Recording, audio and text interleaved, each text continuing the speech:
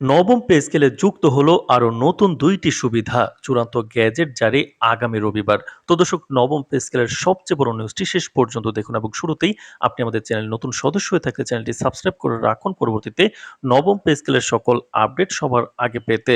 তো দর্শক, নবম পে স্কেলের আওতায় সরকারি কর্মচারীদের জন্য নতুন ২টি সুবিধা সংযোজনের খবর প্রকাশে আসার পর থেকে দেশের সরকারি খাতের কর্মীরা এবং সাধারণ জনগণ উভয়ে উৎসাহিত। সরকারি সূত্রে জানা গেছে এই নতুন সুবিধাগুলোর বিস্তারিত নির্দেশিকা চূড়ান্ত গ্যাজেটের মাধ্যমে আগামী রবিবারই প্রকাশিত হবে। নতুন সুবিধাগুলোকে বিশেষভাবে গুরুত্ব দেওয়া হবে আখ্যায়িত করা হচ্ছে, যা কর্মচারীদের জীবনযাত্রার মান উন্নয়ন এবং পেশাগত উদ্বেগ কমাতে উল্লেখযোগ্য ভূমিকা রাখবে। তো দর্শক, ১ থেকে ১৪ গ্রেডে ৬৫% বেতন বৃদ্ধি, সরকারি কর্মচারীদের জন্য ১৪টি গ্রেড রাখা হচ্ছে নবম পে স্কেলে, এটা একটা সুখবর। নতুন পে স্কেল অনুযায়ী ১৪টি গ্রেডের কর্মকর্তাদের সকলের জন্যই ৬৫% পর্যন্ত বেতন বৃদ্ধি থাকবে, কোনো কোনো গ্রেডে এর থেকে বেশি।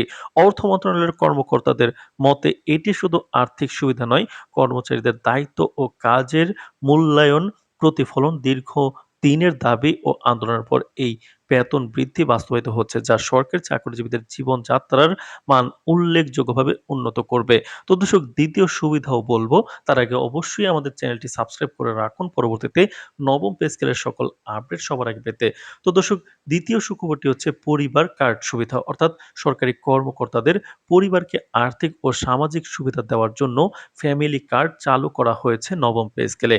এই কার্ডের মাধ্যমে সরকারি কর্মকর্তা ও কর্মচারীদের পরিবার সব সরকারি সুবিধা, ভাতা ও প্রণোদনা ভোগ করতে পারবে। অর্থাৎ শুধুমাত্র কর্মকর্তা নয়, পুরো পরিবারই সরকারের ন্যায্য সুবিধা পাবে।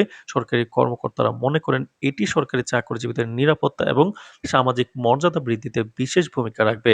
অর্থ মন্ত্রণালয়ের এক ঊর্ধ্বতন কর্মকর্তা সংবাদ মাধ্যমকে জানিয়েছেন, নবম পে স্কেলের এই নতুন সুবিধাগুলো মূলত কর্মচারীদের দৈনন্দিন জীবনে আর্থিক নিরাপত্তা এবং স্বাস্থ্যসেবার মান উন্নয়নের উদ্দেশ্যে সংযোজন করা হয়েছে। সরকারি কর্মচারীদের দীর্ঘমেয়াদী কল্যাণের জন্য এটি একটি যুগান্তকারী পদক্ষেপ। জানা গেছে নতুন সংযোজিত সুবিধাগুলোর মধ্যে একটি হলো স্বাস্থ্য বীমা এবং চিকিৎসা সুবিধার সম্প্রসারণ, যা আগের তুলনায় আরও বিস্তৃত চিকিৎসা সেবা নিশ্চিত করবে। অপরটি হলো বাড়তি পেনশন বা অবসরকালীন অনুদান, বা কর্মচারীদের দীর্ঘমেয়াদী আর্থিক নিরাপত্তা নিশ্চিত করতে সহায়ক হবে। তো দর্শক, সেই ২টি সুবিধার সাথে এগুলো অ্যাড করা থাকবে। সরকারি মহলে চলছে এক ধরনের আশাবাদী আলোচনা। উচ্চপদস্থ কর্মকর্তাদের মতে এই পদক্ষেপ শুধু পে স্কেলের উন্নয়ন নয়, বরং সরকারি চাকরিতে কর্মচারীদের উৎসাহ এবং মনোবল বৃদ্ধি করার একটি গুরুত্বপূর্ণ উপায়।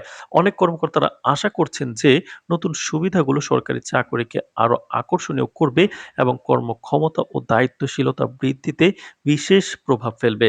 তো দর্শক, নবম পে স্কেল এবং মহার্ঘ ভাতার পরবর্তী সকল আপডেট পেতে চ্যানেলটি সাবস্ক্রাইব করে রাখুন। আজ এ পর্যন্তই। ধন্যবাদ।